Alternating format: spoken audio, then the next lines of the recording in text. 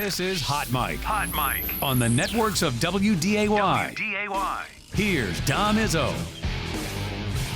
Welcome back, everybody. Hour 2, ready to rock and roll here on this Tuesday morning. Steve Lockway going to join us in a half hour. MSUM head football coach. Normally we have Dave Richmond here. He's apparently unavailable. Bison have a game tonight with CSUN. That's coming up tonight, 7 o'clock. You'll see it here live on Extra. But we normally have this guy on with us on Mondays. We got a special Tuesday appearance as we were live over the Shack yesterday. Sam Herder joins us from Hero Sports, BetMGM, as we are down to the final 2 weeks of this FCS regular season. He just published his latest Bracketology, which we'll get to in a minute. Let's first go back. I know it's a week ago now. The rankings came out. I had immediate issue with them. Did you have any issue with how they ranked the top 10? There was some question marks with it for sure. I thought SDSU still being in there was definitely questionable, especially being at number 6. Yes. I think they really took overall body work into account, and they do take player availability, into account as well. Maybe they're thinking Chase Mason will be back. And so, you don't necessarily totally forgive the losses without him, but you take that into account. Same thing with Western Carolina. They were without Teron Dickens for the first 3 games, so I think they could take that into account as well. So that was definitely one that, I kind of questioned a little bit. I was still surprised to see UC Davis in the top 10. Yeah. They don't necessarily have any great wins. Northern Arizona they did beat, but they had a bad loss against Idaho State. So, there was kind of some question marks here or there. I thought Tarleton would be number 4. Yes. Instead of Lehigh, so that was a bit of a surprise, but I'd somewhat see the argument for Lehigh.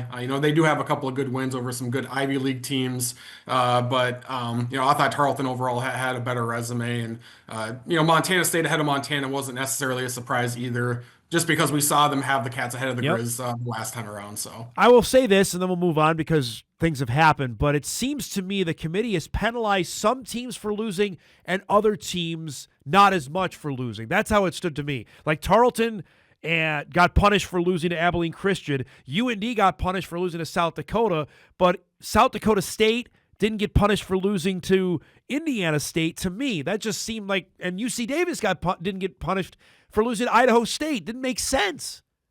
Yeah, definitely some inconsistencies there, and maybe we'll get the committee chair on the record, when the actual bracket comes out on the ESPNU show. But it's definitely tough because he'll have to speak for the entire committee. Correct. And, again, it's not a groupthink decision. It's, everyone voting in, and then that it kind of orders from there. And so there might even be some stuff that he disagrees with where it's like, yeah, we're inconsistent here because we treated this team this way and another team this way. But that's how everyone voted, as a whole. So that's kind of the difficult part of the committee chair is defending some things that he's speaking for the committee, right, that he might even disagree with a little bit. But yeah, there is that inconsistency there where SDSU didn't get punished as much as some other teams for losing. All right, let's go with some automatics here. The Bison are 1 no matter what, correct? They win out. North Dakota State is the 1 seed. Yeah, for sure. Undefeated and 6 ranked wins. That's twice as many as anyone else out there. So yeah, it's a very loaded number 1 playoff resume. So the winner of the Brawl the Wild game is automatic the 2, no matter who wins it in your mind. I believe so. I'm asking you. Yeah, I would assume so. Assuming Montana has to go to Portland State, which should be a win, yes, but Montana's kind of been lollygagging around a little bit. The Montana State hosts UC Davis, who's a ranked opponent. It's at home for the Cats, so they should win there. So that sets up for the Brawl. The winner there should definitely be the number 2 seed. I don't know who would jump them. I don't see a Lehigh jumping all the way up to the 2 seed. It's my mind that the loser of the game is the 3. You agree with that, or does the committee punish whoever loses the Brawl the Wild game and drop them beyond 3? I think the loser has a pretty good shot at the number 3 seed. Now, if Montana loses, they have a more likely shot to be at the 3 seed, just because the Grizz would be, 11-1 right, overall compared to Montana State. If they lose, they would be 9-3, 9-2 versus the FCS. Does that drop them below a Lehigh team who has 3 more overall wins at 12-0? Would they move Montana State to 4 in that scenario and move Lehigh to 3? Lehigh, like I said, would have 3 more wins, but their strength of schedule would be 87th compared to Montana State's number 3. The Cats would also have 2 ranked wins. Lehigh would have one if Lafayette is still ranked at that point. So I feel like the loser, if Montana loses, they would probably be three. If Montana State loses, I still think they would be three, but it would be a better likelihood for the Cats to drop below three just because they would have those three losses. All right, let's give some love to the Ivy League since this is their first year, and we've been talking about it all year. As Harvard got the credentials, can they get into the top 8 despite the fact they'll have one less game because the Ivy League only plays 10 games? Yeah, I think Monmouth losing this last weekend could help. That could potentially drop Monmouth out of the top 8 seeds. But I still look at Harvard. They would be 10-0. They won't really have any. I mean, there's some good teams in the Ivy League, but they won't have any ranked wins on their resume. Their strength of schedule would be 84th. And so, I don't know if that would be enough for a first round bye. At the same time, like they play 2 less opponents than everyone else, obviously, but they still hit 10 wins in fewer opportunities, and they could potentially have the same amount of wins as Mercer. One less. I mean, even if Tennessee Tech, they could go 11-0 versus the FCS, or 11-0 overall. Or 11-1 overall would be because they have an FBS opponent, but they would only have 10 D1 wins. Right. That's the same amount as Harvard. Strength of schedule would be about the same. So I think Harvard, has a chance to get a first round bye. I just don't know if they would jump any of these teams like a Tennessee Tech, a Mercer, or a Monmouth. If they were to jump a team, I feel like Monmouth would be the most likely team that Harvard could jump. That'd be something else. In the first year of eligibility and they get a top 8 seed and a bye, that would be a heck of a line for the committee to draw, in my mind. Yeah, and if they do get a seed, it seems most likely they would be the 8 seed, right? Which means they're lined up with NDSU, for a potential quarterfinal game, and so that would be, pretty fun right there. Let's go. South Dakota now is 7-4. They just beat South Dakota State. The week prior, they beat North Dakota State. Are they in if they? This is their final game of the regular season. Is in Carbondale at 7-5. Is that enough for South Dakota to get in your mind? I do think they would still get in at 7-5. For sure, obviously gets in at 8-4 with the win over SIU. That would be their 3rd ranked win. Even with the loss and going to SIU is going to be difficult because SIU desperately needs a ranked win on the resume. Yes. They have one left D1 win as well. So the Salukis really need this one. If the Yotes were to lose, I feel like they would have a good chance to get in because there's going to be other 7-win teams from the Valley potentially on the bubble, and with 2 wins over UND and South Dakota State, who were ranked in the top 10 at the time, I think that gives South Dakota a really good argument. Now there's a chance that like Lamar could be somewhere on the playoff bubble. I think you have to give the nod to Lamar over South Dakota, but I still think there would be room for the Yotes at 7 wins. They would go up against like an 8-win Northern Arizona team, but NAU doesn't have any ranked wins. Dartmouth and New Hampshire, William and Mary, they could be 8-win teams, but they don't have any ranked wins. Yeah. Austin P would have 1 ranked win and an FBS win, so that could be another 7-win team that's pretty close to getting in. But I think you take a 7-win USD team with 2 top 10 wins at the time. I think that gives them a pretty good argument to get in. Suddenly, I crushed USD for losing to Lamar. That's not a bad loss now, considering Lamar is in the top 20. Yeah, it's quality losses. They definitely take those into account, and yeah, good on you USD for turning things around because they have a lot of new names, and they could have kind of not all the way given up on the season, but maybe not have the sense of urgency, especially after getting beat down pretty well by NDSU, and even after losing to Illinois State, yes. Like they were in a really, really tough spot with 4 ranked opponents still to come, 3 or 4 ranked opponents still to come after that loss, and for them to turn around and get 2 big wins at home, I think the Yotes are playing really well right now. Yeah, that win over UND, I don't think you can underestimate for South Dakota what it did, and obviously beating South Dakota State, and now, as we've mentioned, this game with SIU to wrap up the regular season. And this is, they played 12 straight weeks. Travis Johansson was talking to us about this, and you remember, Sam, in July back in Sioux Falls about the grind of this, and now they have an opportunity to potentially get in, get a week off, and get healthy, and then see what happens when the FCS playoffs begin, because they'll be playing on Thanksgiving weekend. Let's talk about the team they beat this weekend. South Dakota State is now in a precarious spot. 7-3, home for Illinois State, at UND. Mike and I were just talking about this. If they lose their last 2, I don't see a scenario where they can get in having lost 5 in a row. What do you make of that? Yeah, I don't think they would have a very good shot at getting in at 7-5. They would need a lot of help, a lot of bubble teams Yes. to kind of kind of lose to help their way into the bracket. But at 7-5, and we've seen, I mean, we saw last week, like we talked about, South Dakota State got a lot of benefit of the doubt from the Yeah. playoff committee still being in the top eight. But if they lose, would it be three more times since that reveal? You're 7-5. You still have a couple of ranked wins over Montana State and Youngstown State, but player availability can go against you as well. And if Chase Mason, doesn't come back in these next two games, and they're 7-5, I think South Dakota State would have a hard time getting into the bracket on a five-game losing streak. Kind of how you're trending also plays a factor Yep. as well with how the playoff committee views you. So the Jacks need to split one of these games. Two ranked opponents coming up versus Illinois State at UND.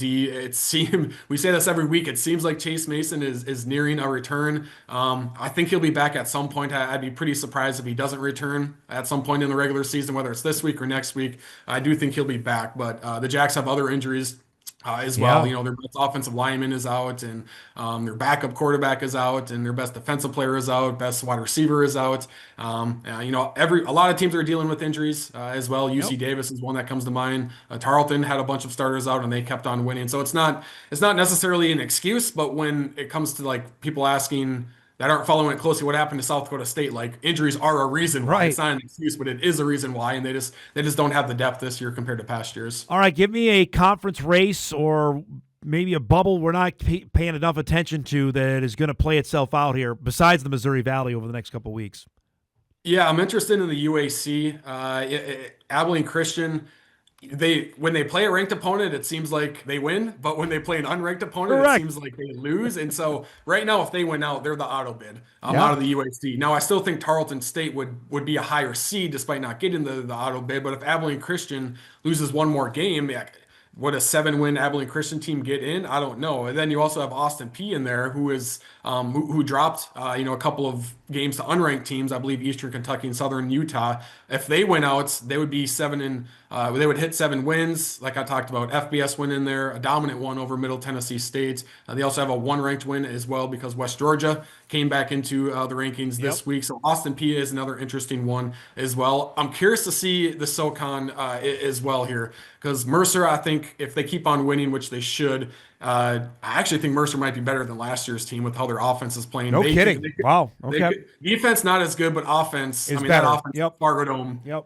was not good last You're year. They're correct. much better this year. I think Mercer has a chance to get a top 8 seed. Wow. Western Carolina, if they win out, they would be 8-4 overall, but they would be 8-1 with Teron Dickens in the lineup. He missed the first 3 games. I feel like an 8-win Western Carolina team would get the SoCon a second bid, but we've seen in past years that the SoCon has gotten a bad upset, and I think Western Carolina plays ETSU this week. If they lose that game, like that would kind of be the SoCon being the SoCon, then they would be out of the playoffs. So that's another one right there to keep an eye on. I think Western can get in, but they have to win out for sure. Austin P, by the way, final game is at Tarleton, so they can play themselves in by winning. They have Samford and Tarleton as their last two. They win that, they'll have 9 wins. That'd be hard to keep them, or 8 wins. They'd be 8-4. It'd be hard to keep them out. Yeah, that's right. If they win out, they're for sure in. If they split, which they should beat Samford. Samford just fired their coach, Yep. Coach Hatcher. So they should win there. Then if they lose to Tarleton State, then they would finish with 7 wins. And I mean, if I don't know, FBS win counts for something. They have a ranked win in there, but they would have to jump multiple 8-win teams to get into the bracket. All right, give us your spotlight games we got for Week 12 coming up this week. Yeah, a few more ranked matchups coming up here. We have an ESPN2 game. That's number 9, UC Davis going to Montana State. Very curious there. UC Davis, if they lose this game, the pressure is on for them No doubt. to beat their rival Sac State. And if they do that, they should get in. But if they lose these last 2 games, I think UC Davis, has a chance to drop all the way out of the playoffs. Montana State, to me, I think looks like the number 2 team in the country right now. They're looking really good. One of the most complete teams in the FCS. We have South Dakota going to SIU, another ranked matchup. We talked about that one. I don't know if it's a must win for South Dakota. Like we talked about, they could lose and still get in, but if they win, they are for sure in. Yes. To me, this is a must-win for SIU. They have to get a quality win on the resume, and that non-D1 win could be a factor for the Salukis. Number 14, Illinois State goes to number 16, South Dakota State. Uh, Again, not a must-win for South Dakota State, but if you lose this one, then UND is a must-win for the Jacks.